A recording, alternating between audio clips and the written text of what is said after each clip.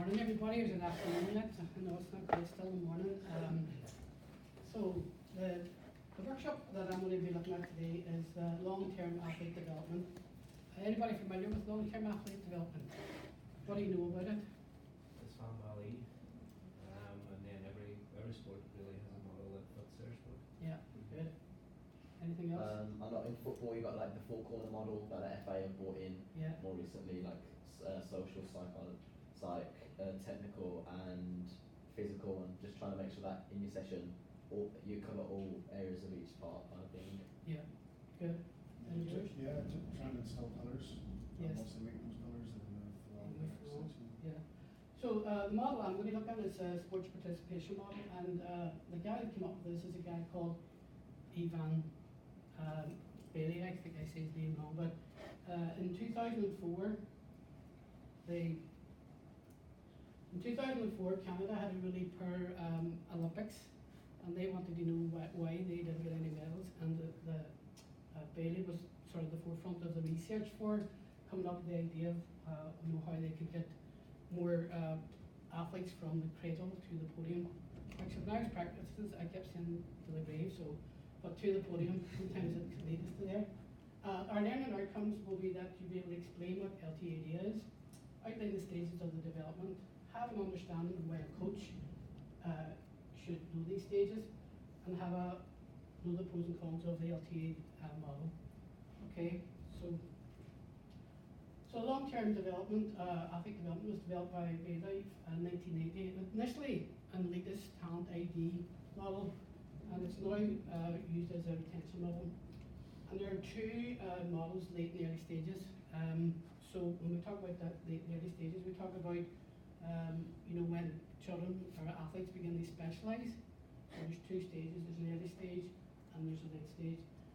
The early stage of it is the 0 to 5, and this wee video here will just show you what I mean when I talk about kids that are playing sport.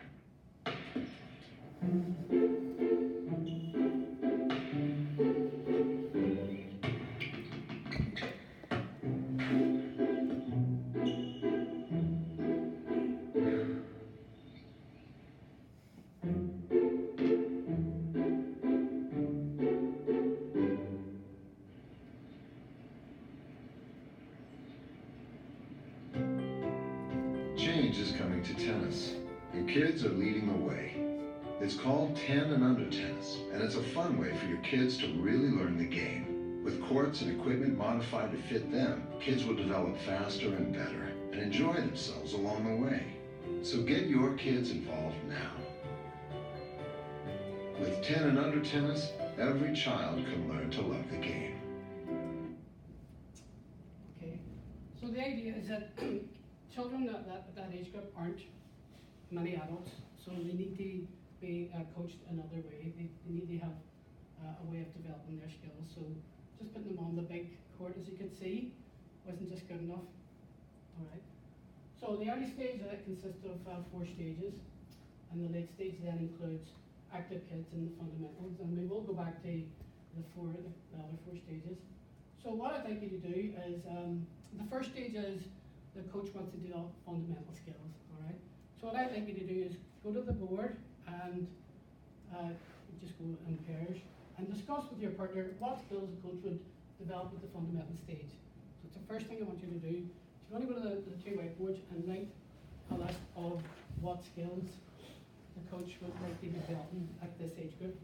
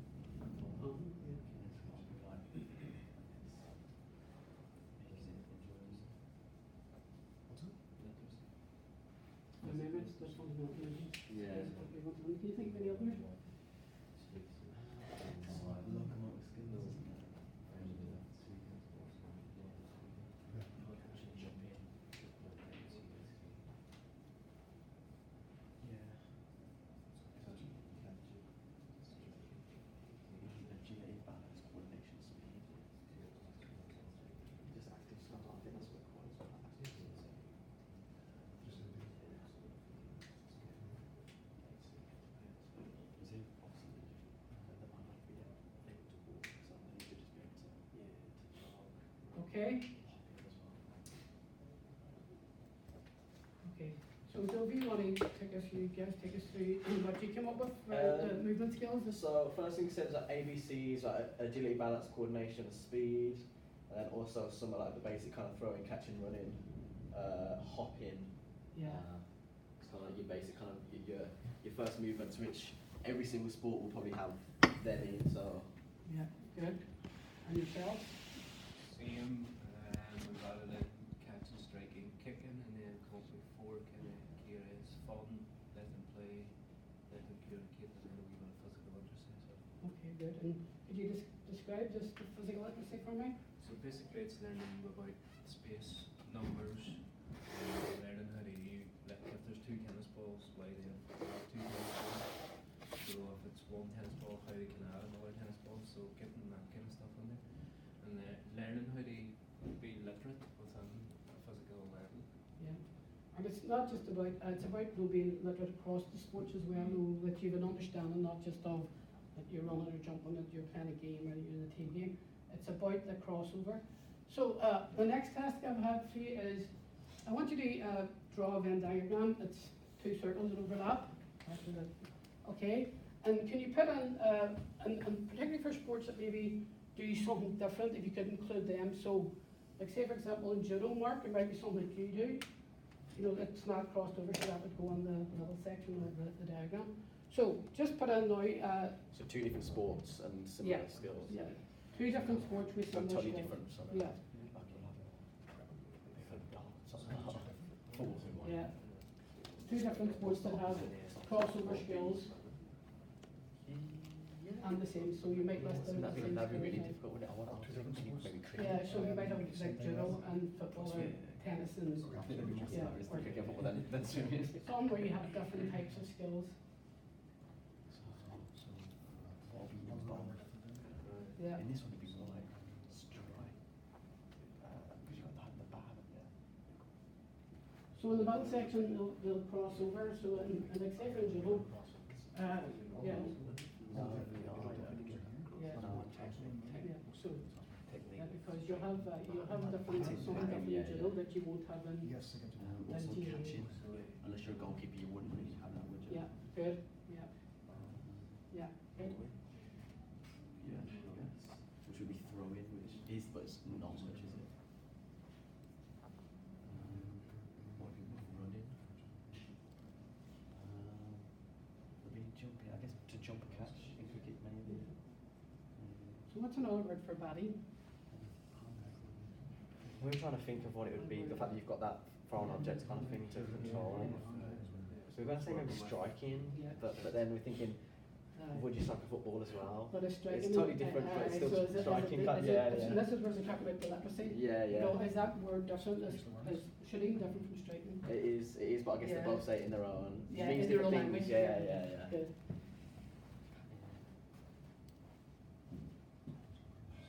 And then football will have. Okay, now I'm gonna just tell me. Yeah.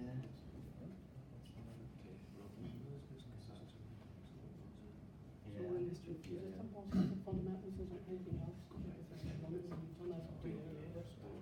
Yeah, so one thing there, so you're listing them, so where there's a problem. Yeah. So is it- Heading. The one. Yeah. I guess there's Happy. none of that. Happy. No. So 30 seconds. Bodies. Kicking. Because there wouldn't be any kicking really. Yeah. Speed. Okay. Coordination.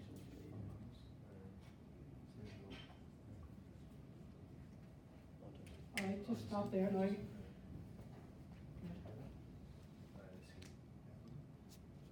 So we just finish that off now. Yeah, that's the last one. Okay, so if you want to start this time? So, Yeah, we compared judo with GAA, and the main differences, the wee things we could find, there's quite a lot of overlapping, This time was gripping, because that's our sport, and it's Yeah. an individual sport. With GAA, it was ball skills and team sport.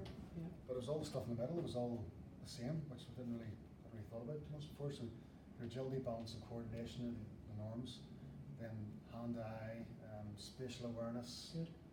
no competition. Yeah. Really in the age bands as well. So That's it's all, very important, isn't it? Yeah. It's all very much same. Yeah. There's a lot of crossover. Yeah, and if you look at the word fundamental, the first three letters in the word fundamental is it's to be fun. Okay, and in any literature it's always highlighted, there were three capital letters. Okay, guys, can you just feedback what you had? So we went football versus cricket. Yeah. Yeah, quite a lot of individual ones as well.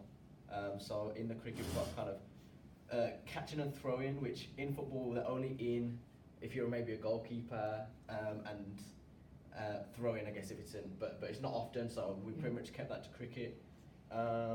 Batting as well, kind of having like a foreign object on you, because you also I guess you've got to master that foreign object as well. Football was more like kicking, dribbling, heading, which weren't really in cricket. And then we got the basics, kind of like your running, speed, coordination, agility. And then another point, I guess, you've got your catching and throwing, and I guess that could be linked to maybe volleys and kicking, like in terms of flight and having to kind of be able to understand like flight of balls. That would be a kind of overlap one as well. Yeah. Good. Okay. Back down again.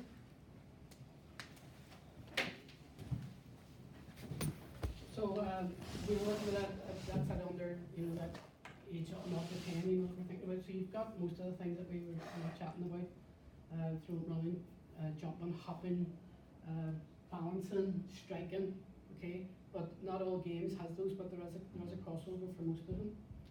Alright. So when you think about that you've got a younger age group, so your next week task could be just want to use a page there. What would a coach need to consider to ensure learning takes place at this stage?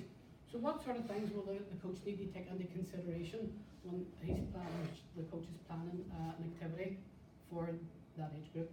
So you've got about 5 minutes to list the things that you think that the coach should take into consideration. Safe is the sport for the participants. Yeah. So you just want to have a Multi-sports, giving them like a variety of different sports to practice.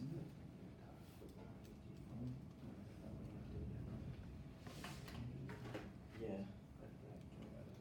Yeah, true.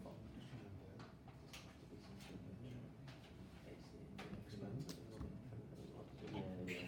That's probably the key thing, is that they're learning without them knowing. They're just doing it through play. Like,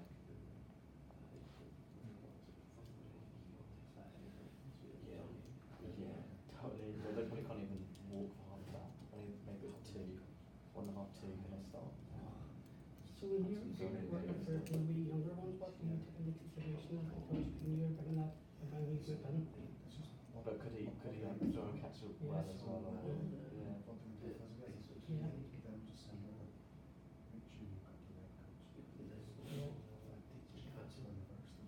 You just do like a game, get in the zone game where you got throws. And is that your club particularly? Yeah, no, true. Yeah, true. Exactly. For example, if you're trying to do trick with you and want to do a tennis ball or a softball, not similar to that first video, but not. And would that be They're not specific adults, they to don't treat it like the adult games.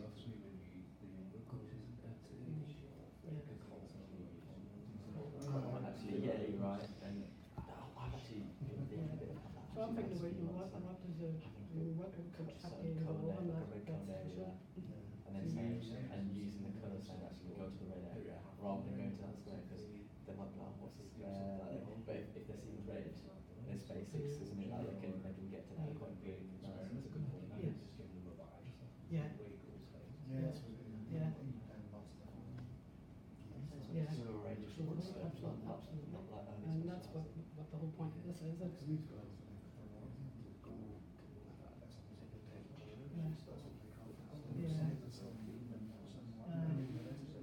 Yeah. Perfect. And so what do you guys think then in terms of what the coach needs to be thinking about? Just the age group. Yes. The whole point is you need to have what you want them to get across, because it has to be like, it's almost like a game. Yeah. You know, real fun activity, even thinking about colours, the language you use. Kind of like using like sponge balls and stuff. Yeah, equipment. Equipment would change, Yeah. and then just trying to do like a load of different sports, not kind of specialise into one. Perfect. Just doing. So Perfect. it might be. Yeah. We said that it might say if you're working on I don't know, balance one week or whatever, you might then manipulate the game so Yeah. you can only move by being on 1 foot or something, so then Yeah, they're getting balance out kind of thing, like yeah, so it's just not. something like constraints, kind of stuff like that, I guess. Okay, so I just want to draw that, discussion together, because you're saying like some nice stuff that relates to how we develop that under 10 age group, that the fundamentals that you want to improve. So, you both were saying about, if you want to elaborate just there, Mark, on the different games using within your judo coach, so. Even for warm-up, whereas traditionally people would have ran around and done all sorts of things, we would start playing a bit of dodgeball and grab football and things like that, so the body's getting prepared and they're using those sort of skills that are on the board there, they're starting to use them. Yeah. Spatial awareness and their sort of strength even. Yeah. Yeah, and all that you need it for every sport. It's just not confined to one sport. And you guys were saying about you're using different implements, like. Yeah, different equipment. So like, for example, for like the younger players, if they're doing like a throw and catch game, it might be like a sponge ball that you use, or similar to we looked at that the video you played at the start, and like if you're playing cricket with like young people like that, you won't want to be using the real cricket ball. You probably use like a tennis ball or something. Yeah. So just that really like the equipment and maybe where you like if it's a hard court or out on the grass might also affect what you can do and what you can't do. And when I was actually watching it, I got that video and was looking through it, there was a video beforehand was of Andy Murray, and Andy Murray loved football, but his mum was a tennis coach, and she directed him down the tennis route because she thought he would be more successful at tennis, but he went to football, he went to swimming, he went to cross country, because her feeling was that the more multi-sports you got, the more of a crossover it was. Don't worry about that. No. Just come on again, right press? You should do. Is that overheated? No. Don't worry. Just keep chatting. Okay, so yeah, the other bit of the stuff that I was reading about was that, and we were chatting about where are your best coaches. So for the judo, where's your best coach? I was saying our club, we have the more experienced coaches teaching beginners. Yeah. And the less maybe experienced ones come up through the years, but when they first come in the club, we have the ones who have a few more years behind them. And Kieran, you were saying something different, so you're going to sneeze. So where would your best coaches be? I think it's a good question to be fair, because Yeah. you'd argue that they'd be they tend to be maybe thrown at the older age group coaches, but then sometimes your best coach will be in the young one. I'd say football's a bit of an odd one because they're just throwing. Yeah. Usually, if you've got good like street cred somewhere, you'll be thrown with the best group when actually you might not be the best coach. Yeah. And yourselves, Gary? We have it depends on your club. Yeah. We have a league coach that age, but it's all the younger and experienced coaches because they can have the crack with the children and they can relate the stuff that they've done. Because I said if it's an old experienced coach, they're like, shut up, do this, or it's meant to be fun. And the research shows that the best coaches coach your elite teams, and actually what you're doing, it's really refreshing to hear that judo puts their best coaches where the young groups, because at the end of the day that is your foundation. That's your foundation of your club, and if you bring them through the right pathways, then things will be good. So we've jumped on past that. Just go back a little bit. So here are the things that you want to keep in mind maybe when you're working with that age group and you're designing your session. So keep it fun, and you've also dealt with everyone actively involved. Focus on movement skills rather than on specific skill. Give positive reinforcement at all time. Focus on the process instead of an outcome. So make sure they know how to do the skill. Like they're throwing a ball, that they throw it properly. Use small-sided games involving high levels of involvement, so lots of activity going on. Use imagery, activities to promote learning and create problem solving, and provide simple rules and instructions. Okay, so keep it all really simple for that age group.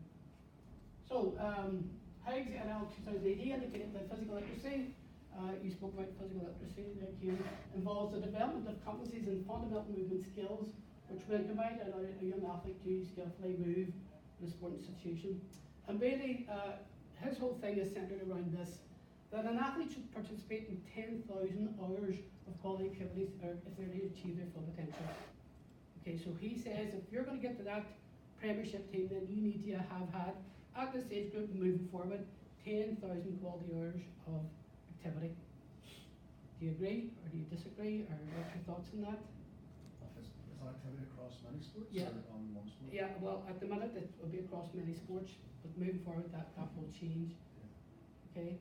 I think there's a lot of, in the literature, a lot of debate on that 10,000 hour rule. I think there's a lot of people who kind of slate it and say that I guess it's wrong, and lots of people have come out and said it's invalid, but I think it's more the concept of getting better by just pretty much Yeah. committing your life to it kind of thing, and Yeah. just the more you do it, the better you'll get. Yeah. But then I know there's been because Yeah. I guess you kind of get brought up on that, and that becomes the norm. But then Yeah. there's loads of people saying it isn't right, etc. But I think it's more like the more you play, the better you be. That kind of concept. And then you get exceptions to the rule, like you've got your 15-year-olds coming on to play the Premiership. Mhm. Could they have possibly had the 10,000 hours? So there is a lot of debate going on about it, but the indication is that if your young ones get at least 10,000 hours of good activity, they have the potential to move there.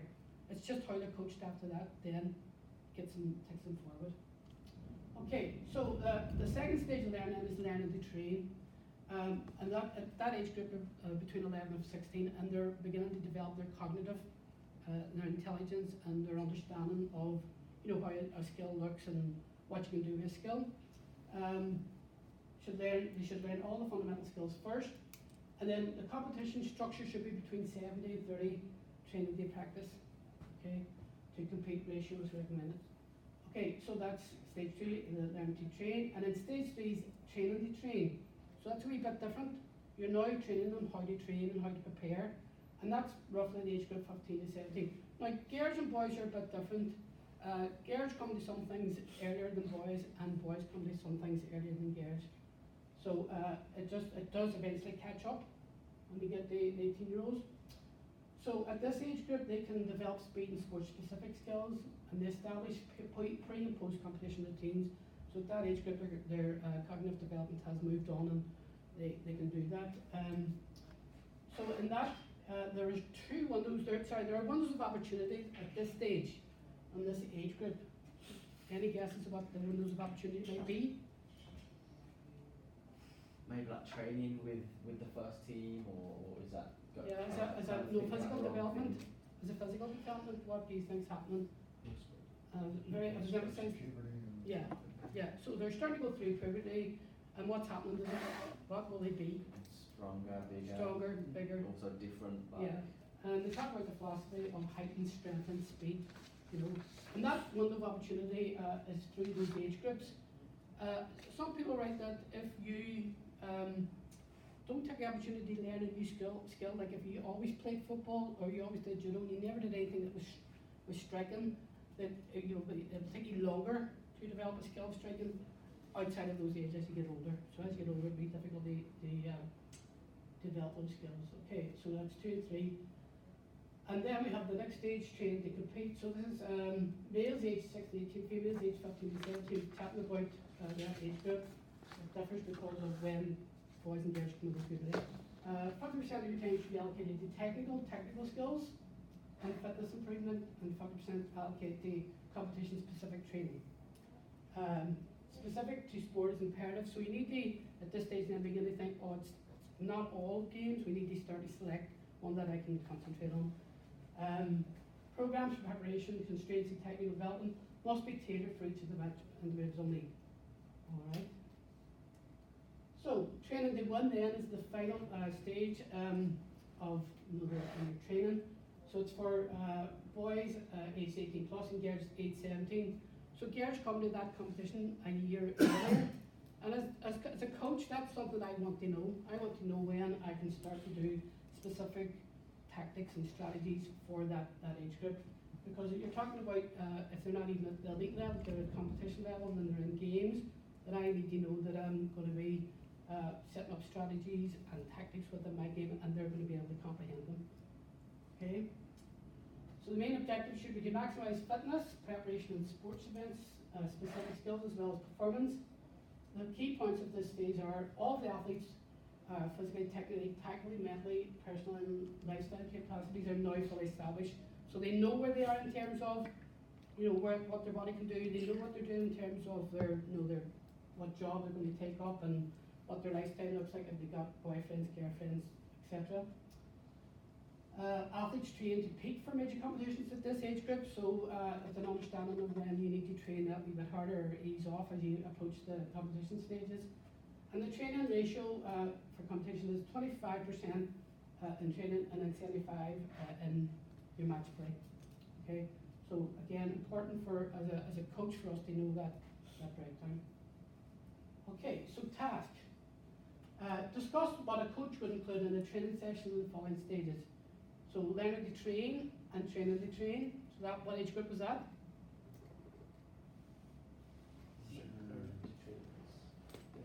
Stage 2. Yes. Age group? Well, 8 to 11 from Yeah, here. well, yeah, eight right up until 15, Oh, okay? Yeah. And then that's the same for those two, training to learning to train. And then the final two, training to compete and training to win. So that's your, what age group? 17. Yeah. 17, 18. Yeah. So what I'd like you to do is if you want to work together and come up with like what would the training session look like. So if you want to take the training to train, then we train, you guys, and if you take the training to compete and the training to win phase. Okay, and just discuss what the training session would have on it. You know, what sort of things is at this age group where they're preparing to play in competitions or be elite athletes, what the coach now should have it on the session. When you should rather be focusing on training than on technical.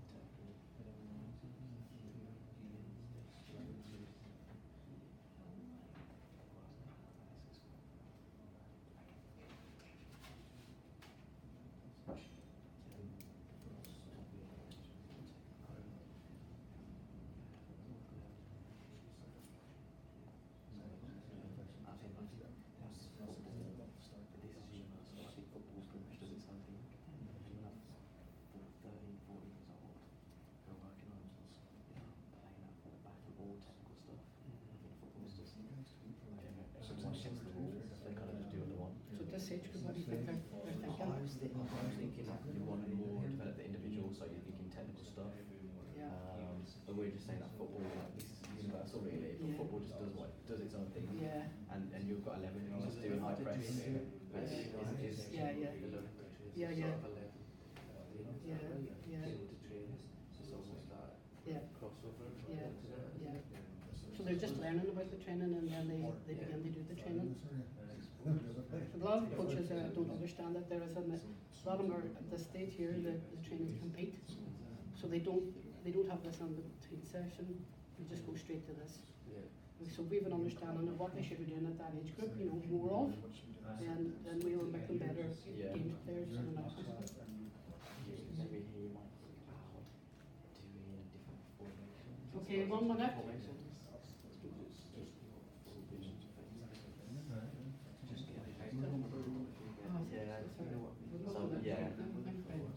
Rather than stop, stand still, you should be here, like being in more detail, just the basics of. Okay, so what have you come up with in terms of what the coach might, you know, it's not exhaustive list, it's like, what sort of things would the coach at your age group be thinking about? We were sort of talking about a bit more analysis and tactic. Yes, yeah, absolutely. Talking about training to win, because you're how do you win? Yeah, yeah, And then maybe a bit more individual. Yes. So as whereas younger groups, you're maybe doing things as a big group, yeah, but now you're having many different people's skills and things. And Good. then we found quite a thing here too. We'll be talking about judo, we'll be talking about your mat craft, where you should be and why you should be there. yeah, And the exact same here is the game-based situation. So yes, you do this when this happens, do that when that Perfect. happens. yeah, perfect. Kieran? The one that we found that, well, could say found funny, but it was learning craft basically through it, but it was Mark develops it through Minecraft, where we Yeah. developed it, put them in the actual situation, Yeah. and then see how to develop from that. And the word we would use for that collectively in team games is strategies, okay? So that the strategies would come out there, so they're set up for a defensive, you know, attack, or they're attacking, so we bring in the principles of training, so that then we're beginning to set them up, and it's set plays, isn't it, really, your Steve? And you guys, Joe? We're kind of saying that it would be more kind of technical based, and maybe if, for example, in football again, you might think about building in the actual technical skills related needed for football, so it might be receiving, passing, turning, running with the ball, all those stuff. But then we also said that football's a little bit of, goes against the curve a little bit, and kind of just does what it wants whenever it wants, and you'll have like 9 years old players who are 9 doing your tactical sessions when they can't even do the basics first. But I suppose it's looking at the performance, so any matches you're emphasising, you're not really focusing on the result, you're focusing on the player and their improvement, what they're doing well, what they aren't doing well, and trying to get that progress until they're going into the more the older age group, where effectively it's them skills then that you're honing to say, right, well, as a team, here's the team plan to try to achieve a win. But obviously, sort of in and around that age group, you would still have results and it would still be a bit, but you're diminishing that from the player's sort of psyche. So the thinking would be that at your age group that it's more to do with developing skills, and really good skills then will allow them then to progress on to the the elite squads or the first team. So as long as they've got really good skills and they've developed the skills, that's what's important. The winning, maybe say the process is important. It's developing the skill rather than the winning outcome for some people. Okay, it might be for other people that's different. And one of the facts that I find really interesting is a guy called Poster who has a lovely, I don't know if you follow him on Facebook, there's a guy called Adams. There's a group that you join and you can type on anything and he'll bring up everything. And he says that there's only one athlete in every 1,000 that make it to either the first team or the elite in all sports. So that was quite interesting that if they didn't go, well, they went through the process or not, there was only one athlete in every 1,000. Okay, so and as I said, it's the final stage of this model that Bailey has is that there's retirement. So it's a final stage. You're out of your sport. You're exiting the sport. You're doing something that to make your life happy and after the training. Okay. Is there anything else you might do in retirement? yes, coaching, might start passing on knowledge. So some will there'll be some retention, and they will come and the coaching, and they'll either be they'll run a club, or they'll coach at the club, or they'll help develop the club, particularly if they're parents. Well, even there's a lot of people going into like businessy type roles within the football club, like being football president and stuff. I know Nedved is now like the Juve, runs a lot of stuff for Juventus. So and I mean, it's not an exhaustive. It's a new research, and there are pros and cons for long-term athlete development. And like Bailey's isn't the only model. There's other sports have their own models. So it's an optimal training model for biological development and maturation. So it's based on not just chronologically, but development age. As I said, when they become boys and girls, develop different. So it will be based on that. It increases motivation for recreation and competition. It ensures longevity of competition and a healthy lifestyle. So those are the pros for it. The cons are that the model is one-dimensional. There's a lack of empirical studies, so there's not a lot of studies on it. There's maybe 4 or 5 people who are really giving you, for generic stuff, and it's not too generic. All right. So, any questions? Okay.